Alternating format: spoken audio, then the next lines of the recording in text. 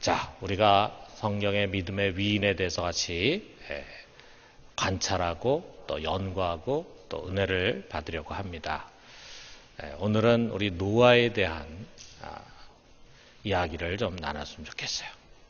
여러분, 우리 과거 사람들에 비해서 우리 현대인들이 참 견디기 힘들어하는 것이 있습니다. 뭐냐? 외로움과 지루함을 이겨내기가 굉장히 어려운 사람들이 현대인들입니다. 과거나 지금이나 우리 사람은 다 사회적인 동물이죠. 홀로 사는 것이 어렵습니다. 그러나 특별히 우리 지금은 이 과거에 비해서 모든 것들이 훨씬 조직화되어 있습니다. 그래서 어딘가에 소속이 되어 있어야 하고 그 소속된 조직에서 이탈한다는 것이 참 쉽지 않은 사회입니다. 우리 혼자가 된다는 것, 왕따를 당한다는 것, 그것을 굉장히 힘들어합니다. 홀로 자연에 묻혀서 고독을 즐기는 것, 그런 것에 익숙하지가 않습니다. 우리가 흔히 인터넷 중독자들은 혼자 있는 걸 좋아한다고 생각할지 모르지만 사실은 그렇지 않습니다. 그들은 현실 세계에서 건강한 관계를 맺는 것이 어렵기 때문에 온라인 세계로 도피하는 거예요. 그래서 거기서 자신과 유사한 사람들과 관심과 수용을 주고받으면서 연대와 소속감을 가지려고 하는 것입니다. 이렇게 우리는 홀로 되는 것을 굉장히 힘들어하는 사람들입니다. 아울러서 우리는 지루한 것을 견디기 힘들어합니다. 모든 것이 굉장히 빠른 속도로 변하고 있는 사회 속에 살아가고 있어요. 지난 수천 년간 인류의 역사는요, 큰 변화가 없이 그냥 지루하게 흘러왔습니다. 그런데 그런 세상이 불과 100년 사이에 아주 가파른 상승 곡선을 그리면서 변화를 경험했어요. 작업 깨면은 새로운 것들이 또 만들어지고 또 많은 것들이 변화가 일어났습니다. 그래서 우리가 이게 속도의 감각을 점점 잃어버려요. 여러분 잘 아는 것처럼 이 독일에는 고속도로를 아우토반이라 그러는데 우리나라는 110km 이상 달릴 수 있는 고속도로가 없죠. 그런데 이제 독일은 무제한 속도입니다. 그래서 아우토반에서 마음껏 속도를 내고 달릴 수 있어요. 모든 구역이 그런 건 아닌데 많은 구역들이 무제한 속도입니다. 그래서 한 250km까지 밟고 갑니다. 그러면 이게 상상만 해도 참 시원하겠죠. 그런데 한 20년 전이죠. 제가 독일에 있을 때 아주 친하게 지낸 할머니가 있는데 그 할머니가 이제 그런 얘기를 해요. 처음에 이제 아우토반이 생겼을 때 이제 있었던 이야기예요. 그때는 이 할머니가 처녀였습니다. 처녀로 중학교 선생이었는데 아주 급한 일이 있어가지고 택시를 탔는데 그 택시가 아우토반에 100km를 놓고 달리더래요. 근데 너무 빨라가지고 막 무서워가지고 자기가 그 손잡이를 꽉 쥐고 어떻게 이렇게 빨리 달릴 수가 있을까 막 그렇게 왔다는 거예요. 그러면서 그 할머니 말씀이 그런데 지금 그렇게 아우토반을 100km로 달리면 너무 느리다는 생각이 든다 이거예요. 그때는 그렇게 빠르다고 생각했는데 이제는 너무 느리다. 왜? 이제는 그보다 훨씬 빠르게 달려가는 이제 세상 속에 우리가 살아가고 있기 때문에 우리가 빠른 속도에 익숙해졌다 이거죠. 이처럼 빠른 속도와 변화에 익숙해지다 보면은 변하지 않는 것에 대한 지루함을 잘 견디지를 못합니다. 매일매일 반복되는 것에 실증을 느껴요. 보다 새롭고 자극적인 것을 찾으려고 합니다. 우리 신앙에서도 뭔가 새로운 것, 늘 평상시에 먹던 것이 아니라 좀 새로운 음식을 좀 먹고 싶고 새로운 체험을 갈망하고 그런 다이나믹한 것을 추구해요. 그러나 여러분, 우리 신앙이라는 것은요, 외로움과 지루함을 잘 이겨낼 줄 알아야 합니다. 모두가 가는 길에서 홀로 외롭게 거슬러 갈 줄 알아야 합니다. 신앙인은 무슨 특별한 체험을 많이 하는 사람이 아니라 매일매일 반복되는 일을 잘하는 사람입니다. 오늘 우리가 그걸 참 잘한 사람을 만나게 되는데 바로 노아라고 하는 사람.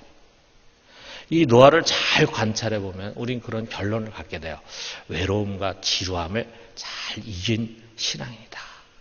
자, 우리가 이 두 가지 관점에서 한번 좀 노아를 살펴봐요. 첫째로 그는 외로움을 이겨낸 사람이었다라고 하는 거예요. 자, 그에 대해서 이 9절에 이렇게 소개합니다. 노아는 의인이요 당대의 완전한 자라. 그는 하나님과 동행하였으며 그랬어요. 이게 당대라고 하는 말이 나와요. 노아가 살던 그 당 시대를 가리킵니다. 자, 그렇다면 그가 살던 그 시대는 어떤 사회였는가? 자, 11절에 이렇게 말하죠. 그때 온 땅이 하나님 앞에 부패하여 포악함이 땅에 가득한지라 그랬어요. 우리 표준 세번역으로 번역한 걸 보면 이렇게 되어 있습니다. 하나님이 보시니 세상이 썩었고 무법천지가 되어 있었다. 또 12절에 보니까 하나님 보신즉 땅이 부패하였으니 이는 땅에서 모든 혈육 있는 자의 행위가 부패함이었더라 그랬어요. 여기에 부패하다, 썩었다는 뜻의 샤트라는 단어가 반복이 되고 있습니다. 그러니까 그 사회의 특징을 그 사회라는 게 얼마나 복잡합니까? 얼마나 다양한 현상들이 있어 계세요. 그런데 그거를 한마디로 표현을 하려고 하니까 썩었다, 썩은 사회다라고 하는 거를 반복해서 말하는 거야. 또 11절도 그렇고 13절에 보면 포악이라는 말이 나옵니다. 13절에 보니까 모든 혈육 있는 자의 포악함이 땅에 가득하며, 이게 하마스라고 하는 말은 폭력이 난무하는 사회였다 이거예요. 자, 그런데 노아 시대의 그 당대에 대해서 예수님도 한 말씀 하시는 것을 우리가 보는데, 마태복음 24장 38절에 39절에 보니까 예수님이 이렇게 말씀합니다. 홍수 전에 노아가 방주로 들어가던 날까지 사람들이 먹고 마시고 장가들고 시집가고 있으면서 홍수가 나서 그들을 다 멸하기까지 깨닫지 못하였으니 인자의 임함도 이와 같으니라. 예수님의 그 당시 노아 당시의 시대상을 표현하는 걸 보면 굉장히 마일드하다는, 아주 소프트하다는 그런 느낌을 받죠. 특별히 우리하고 다른 것이 없이 그냥 사람들이 먹고 마시고 장가들고 시집가고 그렇게 살았다. 자, 우리가 이런 구약과 또 예수님의 노아 시대에 대한 표현을 가지고 좀 종합적으로 생각해 보면은 노아가 살던 시대는 어떤 시대였냐? 한마디로 잘 살아보세. 모든 사람들이 다 잘 살아보세에 혈안이 되어 있었던 사회였다라는 거예요. 한 번의 인생인데 남보다 더 잘 살아야 된다. 이전보다 더 잘 살아야 된다. 그러면 잘 살려면 뭐가 필요합니까? 당연히 돈과 재물이 필요한 거죠. 그래서 수단 방법 가리지 않고 돈을 모으기에 혈안이 된 사회였음을 보게 됩니다. 자, 우리가 살던 시대하고의 구조가 똑같지는 않았겠지만 그 사회도 많은 사람들이 살다 보면은 여러 가지 조직도 있었고 체계도 있었고 그랬겠죠. 자, 우리가 그걸 한번 상상해서 생각을 해보면은 아마 장사하는 사람들은 거짓된 저울추를 사용해 가지고 부당이득을 즐겨 챙겼을 것입니다. 관리들은 부정부패 해가지고 불이한 재물로 배를 채우고 재판관들은 뇌물을 받고 판결을 굽게 했을 거예요. 사람들끼리 거짓말을 밥 먹듯이 하다 보니까 서로 속이고 속는 것이 일상적이면서 아무도 서로를 믿지 못하는 그런 사회. 힘 있는 사람이 자기 힘으로 약한 자를 짓밟고 빼앗았습니다. 결과적으로 돈과 권력을 가진 사람들은 으리으리한 집에서 산의 진미로 배를 채우면서 온갖 사치와 음란과 방탕을 쫓아가면서 살았어요. 반면에 힘이 없는 자는 수없이 수탈과 억울한 일을 당하면서 가난과 질거에 내던져졌어요. 여러분, 이것이 노아 시대의 모습이면서 소돔과 고모라의 모습이면서 나중에 후대의 아모스 시대의 북이스라엘의 모습이면서 동시에 우리 시대의 모습입니다. 부패하고 썩고 폭력이 만연한 사회라 이거예요. 자, 어떻습니까? 여러분, 이런 사회 속에서 여러분 어떻게 살아갈 것 같습니까? 정직하게 살 수 있을까요? 정직하면 손해를 보는데 정의와 공평을 쫓아서 살 수 있겠습니까? 그런 것을 말하면 왕따를 당하는데 여러분이 재판관이라면 뇌물을 받지 않고 공평하게 재판할 수 있겠습니까? 공무원이라고 한다면 부정한 재물에 손을 대지 않고 주어지는 봉급에 만족하면서 살아갈 수 있겠습니까? 장사하는 사람이라면 부당한 이득을 취하지 않고 정직한 상거래를 할 수 있겠습니까? 기업을 운영하는 사람이라면 뒷돈이나 뇌물을 주지 않고 정정당당하게 사업할 수 있겠습니까? 여러분에게 권력이 주어졌다면 그 권력으로 갑질하면서 힘없는 사람을 누르지 않고 오히려 저들을 섬기면서 그 권력을 행사할 수 있겠습니까? 모두가 다 거짓말하는 세상 속에서 나 홀로 정직할 수 있겠습니까?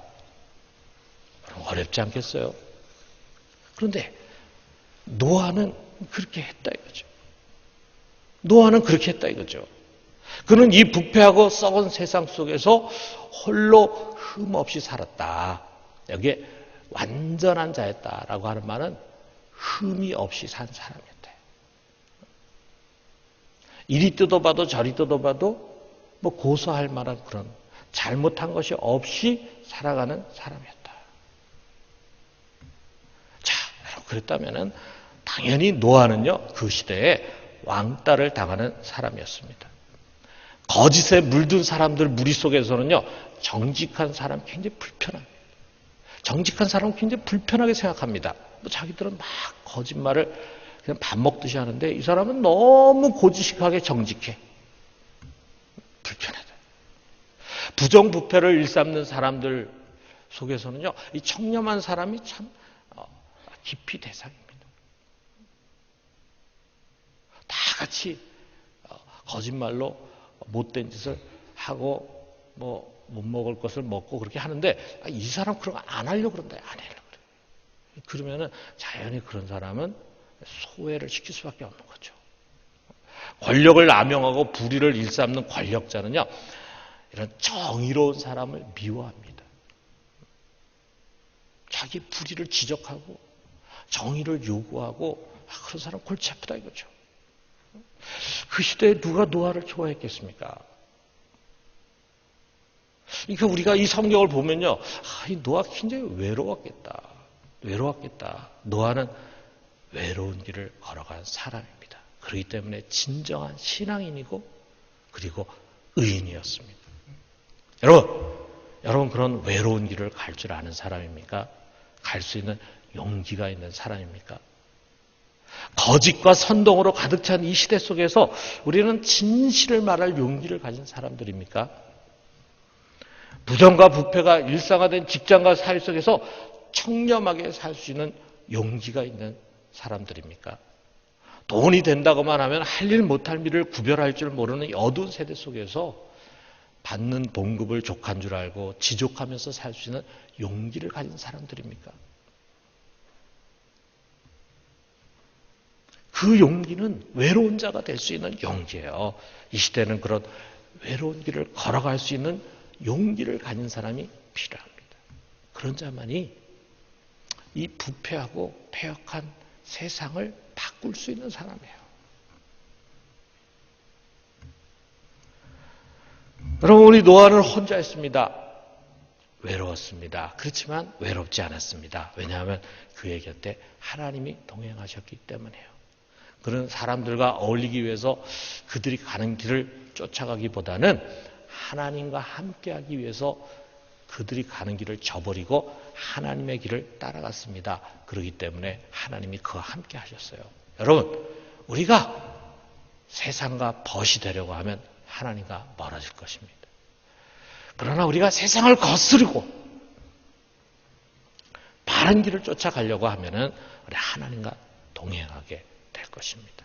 여러분, 하나님과 동행한 인생이 성공한 인생입니다. 여러분, 홀로 되는 것을 두려워하지 말고 우리 주님과 동행하며 사는 이 시대에 진실한 그리스도인들이 되기를 주님의 이름으로 축원합니다. 두 번째로는 그는 주어진 일을 묵묵히 하는 사람이었어요. 하나님은 그가 행할 일, 다시 말하면 미래에 일어날 일을 노아에게 가르쳐 주십니다. 뭘 말씀하시냐? 17절에 보니까 내가 홍수를 땅에 일으켜 무릇 생명의 기운이 있는 모든 육체를 천하에서 멸절하리니 땅에 있는 것들이 다 죽으리라. 홍수 대심판을 주님께서 우리 노아에게 가르쳐 줍니다. 그러면서 노아와는 특별한 언약을 세우시는 거예요. 그와 그의 가족들을 이 홍수의 심판에서 구원해 주시겠다는 약속입니다. 그리고 이것을 위해서 방주를 만들라고 명하셨어요. 그의 가족들만을 위한 것이 아니라 혈육 있는 모든 생물의 암수 한 상씩을 실어서 구원할 방주입니다. 그렇다면 뭐 그 방주 굉장히 컸겠죠. 자, 여기 뭐 규빗이라고 하는 것은 나와 있는데 이걸 우리가 미터로 바꾸면은 이 배의 크기가 어느 정도냐? 길이는 약 137m고 넓이는 23m고 높이는 14m예요. 뭐 지금 그보다 훨씬 큰 배들도 있지만 그 당시에 뭐 굉장히 큰 배였겠죠. 그런데 지금 큰 배를 혼자 만듭니까? 뭐 공장에 들어가서 여러 사람들이 달겨붙어 가지고 여러 기계와 시스템을 가지고 만들죠. 그런데 그 당시에 노아는 혼자서 이것을 만들어 했어요. 노아가 하나님 또 부르심 받은 이후부터 그가 한 일이 뭐냐면 바로 이 배를 만드는 일이었습니다. 아무의 도움도 받지 않고 노아와 그의 세 아들, 자부, 부인 이렇게 8명이 아마 열심히 일을 해나갔을 것입니다. 숲에서 고페르라고 하는 나무가 있는데 그 나무를 베가지고 그리고 그것을 운반해 왔겠죠. 그리고 운반해 온 그 나무를 자르고 켜고 다듬었겠죠. 그리고 그 나무들을 또 차곡차곡 이어갔을 것입니다. 그것을 또 밧줄로 엮고 그 다음에 망치로 못을 박아서 단단하게 잇고 그 사이사이에는 또 역청을 발라가지고 빈틈없이 연결해 가는 것입니다. 이렇게 보니까 그냥 겉에만 이렇게 배를 만드는 것이 아니라 그 안에 또 방도 만들고 창도 만들고 겉에 뚜껑도 다 만들어야 됐잖아요. 그러면 일이 쉬운 일이 아니었겠죠. 재미있는 일이 아니었겠죠. 하루아침에 뚝딱뚝딱 되는 일이 아니었겠죠. 조금씩 이 8명이서 그 일을 만들다 보니까 어쩌면은 몇 년이 걸려서 만들었을지도 모르고 아니면 몇십 년이 걸려서 만들었을지도 모릅니다. 그와 그의 자녀들이 매일 하는 일은 그거예요. 물론 농사도 짓고 먹을 것도 있어야 되니까 농사도 짓고 또 자기들이 먹어야 할 것도 준비하고 음식도 만들고 뭐 이런 일은 물론 했겠죠. 빨래도 하고 뭐 다 했겠지만 이들이 매일매일 하는 일은 이 배를 만드는 일이었습니다. 지루한 일이었겠죠. 재미없는 일이었을 것입니다. 주위 사람들이 그 모습 보면 얼마나 비웃었겠어요. 멀쩡한 날인데 큰 배를 짓고 있으니까 웃기지 않았겠어요. 배 만드는 일은 아마 그 당시 노아를 비웃던 사람들 그들이 추구하던 삶과는 아마 정반대 일이었을 거예요. 아마 그들이 이렇게 생각해서 차라리 그런 땀과 수고로 땅을 개간해서 농지를 넓힌다면 더 많은 곡식을 심고 더 많은 곡식을 거두면 더 부자가 될 텐데 뭐 때문에 저런 쓸데없는 일을 하나 뭐 이런 생각했겠죠. 차라리 그 고생과 노력으로 좋은 집을 지었다면 그 집에서 의리하고 편안하게 살 수 있었을 텐데 그런데 도대체 이 미친 노아는 뭐 때문에 이렇게 큰 배를 쓸데없이 만드나 비가 오지도 않는데 하면서 비웃었을 거예요. 자, 이런 모든 상상이 되는 상황 속에서 노아가 한 것은 다른 무엇이 아니라 바로 이것입니다. 22절에 보니까. 자, 우리 22절에 있는 말씀 같이 한번 읽어봅시다. 노아가 그와 같이 하여 하나님이 자기에게 명하신 대로 다 진행하였더라. 뭐 그 일이 지루한 일이건 또 힘든 일이건 오랜 세월이 걸리는 일이건 간에 노아는 하나님이 그에게 명하신 대로 순종하고 그것을 다 진행해 갔습니다. 여러분, 때로 우리가 하는 일이요. 세상의 눈으로 볼 때는 별 생산적이지 못한 일이 있을 수 있어요. 매일 새벽에 기도실에 와가지고 1시간 기도하는 것보다는 새벽에 영어학원에 가가지고 미래를 위해서 준비하는 게 더 좋은 일이라고 생각할 수도 있겠죠.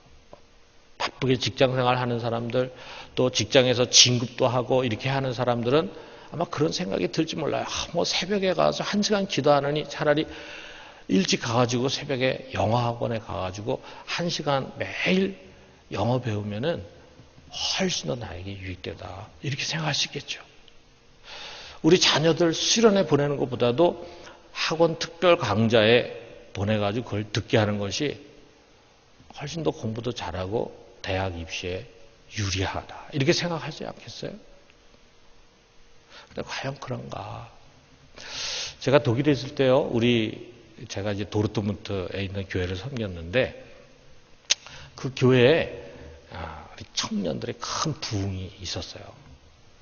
그 지역에서는 정말 아주 청년들 모임이 참 잘 되는 교회였습니다. 그래서 제가 우리 청년들 좀 훈련을 좀 시키고, 그래가지고 조장을 세우고, 그 다음에 이제 주중에 일주일에 한 번씩 꼭 모였어요. 장소를 빌려가지고 모여서 한 4, 50명이 모여가지고 같이 찬양도 하고 말씀 듣고, 그런 다음에 이제 소그룹별로 각 방으로 흩어져가지고 거기서 소그룹 모임 갖고 그렇게 하고 1년에 한 2번씩 수련회를 꼭 가졌습니다. 참 은혜롭고 활기찬 모임이었어요. 또 소문이 나니까 또 청년들이 이제 많이 찾아왔습니다. 자, 그런데 그렇게 열심히 뜨겁게 모임을 가졌었는데 어려움이 찾아왔어요. 무슨 어려움이냐? 한국에서 1997년에 이제 IMF가 터졌다. IMF 터지니까 송금이 반으로 줄어든 거예요. 한국에서 똑같은 돈으로 환전을 하는데, 그 당시에 마르크화죠. 환전을 하는데 옛날보다 2배로 돈이 들어가니까 결국 반밖에는 돈이 오지 않는 거예요. 거기다가 또 IMF 터져가지고 또 한국의 부모들 중에는 뭐 사업이 망한 사람도 있고 경제적으로 어려움 겪는 사람들이 있다 보니까 더 이상 돈을 붙이지 못하는 그런 가정도 오는 거예요. 자, 그러니까 이 청년들이, 거기에는 유학생들이 이제 아르바이트를 찾기 급급해졌습니다. 자, 그러다 보니까 시급 얼마씩 받으면서 이제 일을 하는 거예요. 그러다 보니까 시간에 예민해지기 시작하는 거예요. 시간을 돈으로 이제 계산하기 시작하는 거예요.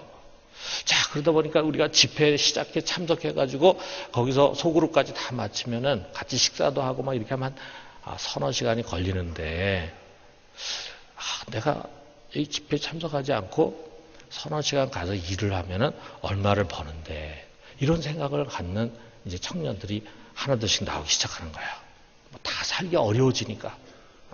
거기에는 교민들은 뭐 아무 문제가 없는데 청년들, 여기 한국에서 부모한테 유학비를 타다가 쓰는 유학생들은 아주 치명타를 맞은 거죠.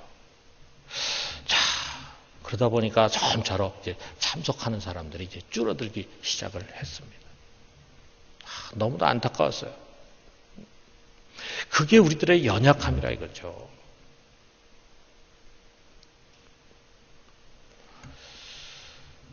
여러분, 우리의 신앙은 자판기와 같은 신앙이 아닙니다. 40일 특별 새벽기도 하면은 무슨 문제가 뚝딱 해결이 되고, 또 11조를 착실하게 드리면 사업에 형통함이 오고, 내가 이만큼 헌신 봉사했으니까 나와 나의 자녀들에게 좋은 결과가 주어지겠지. 여러분, 그런 것이 아닙니다. 우리의 신앙이 그런 현세적인 목적과 동기에 끌려다녀서는 안 돼요. 자, 그런 것들이 때로는 우리의 헌신과 열정에 자극은 될 수 있을지 모르지만 바른 목적은 아닙니다. 우리는 그냥 하나님께서 하라고 명하신 그 일을 묵묵하게 감당하는 것입니다. 예배 드리고 11조 드리고 성경을 읽고 기도하고 전도하고 선교하고 교회 사역에 봉사하고 이웃을 섬기고 세상을 섬기는 것입니다.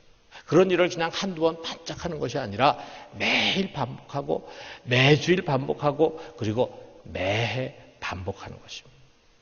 그런 것들로 인해서 특별한 일이 일어나지 않는다고 해도, 때로는 지루하게 느껴진다고 해도, 때로는 열정이 식는다고 해도, 때로는 은혜가 없다고 해도, 때로는 좀 쉬고 싶다는 유혹이 든다고 해도, 때로는 아무 열매가 없는 것 같다는 생각이 든다고 해도 우리는 그냥 성실하게 묵묵히 하는 것입니다. 언제나 그 자리를 찾아가는 것입니다. 예배의 자리, 기도의 자리, 배움과 훈련의 자리, 목장의 자리, 전도의 자리, 선교의 자리, 봉사 섬김의 자리를 찾아가는 것입니다. 매번 물론 우리가 반성도 하고 피드백도 하지만 결과와 통계에 너무 연연하지 않고 계속하는 것입니다. 누가 보건 안 보건, 칭찬하건 칭찬하지 않건 묵묵히 하는 것입니다. 왜 그렇습니까? 이제 하나님이 우리들에게 주신 명령이기 때문에요. 우리에게 맡겨진 사명이기 때문에요. 거기가 내가 서야 하는 자리이기 때문입니다. 무엇보다도 거기에 하나님의 언약이 담겨있기 때문입니다. 그리고 그 언약의 마지막 결론은 이 세상에서가 아니라 부활인 부활. 부활 때에 그 언약을 지킨 자들에게 멸류관과 그리고 유산과 상급이 주어질 것입니다. 우리는 이것을 믿고 기대합니다. 여러분, 우리가 한 일이 때로 세상에서 좋은 것으로 보응을 받지 못한다고 해서 잘못한 것이 아닙니다. 실패한 것이 아닙니다. 심판의 날과 구원의 날은 반드시 오기 때문입니다. 노아가 600세 되던 해 2월 17일에 드디어 그날이 왔습니다. 하늘에 창이 열리고 40주야를 비가 땅에 쏟아지면서 큰 기품의 샘들이 터졌다고 했어요. 그날에 여러분, 그동안 세상에서 지혜롭게 살고 되는 대로 살고 성공하고 잘 산다고 생각했던 사람들은 모두 다 심판을 받고 결국 물에 휩쓸려가면서 실패한 인생들이 되고 말았습니다. 그러나 배를 만드는 이 지루한 일을 말없이 묵묵히 행한 노아와 그 가족은 그들이 만든 그 배에 올라타서 구원을 받았습니다. 그들이 한 그 일이 옳은 일이었음을 그날 그들은 증명한 것입니다. 마지막에 그들은 결국 성공한 인생이 된 것입니다. 여러분, 이제 우리가 하는 일은요, 배를 만드는 일이 아닙니다. 구원의 방주를 만드는 일이 아닙니다. 이미 하나님께서 보내주신 구원의 방주 예수 그리스도 안에 올라탔어요. 그 구원의 신앙을 우리는 끝까지 붙잡는 것입니다. 그 구원의 신앙을 우리가 끝까지 붙잡고 하는 것이 쉬운 것 같지만 여러분, 쉬운 것이 아닙니다. 인내를 가지고 끝까지 우리는 그 방주에서 내려와서는 안 됩니다. 곁길로 가지 말고 언젠가 올 심판과 그 뒤에 영원한 생명, 그 영광의 면류관을 바라보면서 복음을 위해서 하나님께서 우리들에게 위탁한 그 일을 묵묵히 성실히 행하면서 살아가는 것입니다. 그래서 마침내 노아와 같이 우리 모두가 성공하는 인생이 되기를 주님의 이름으로 축원합니다.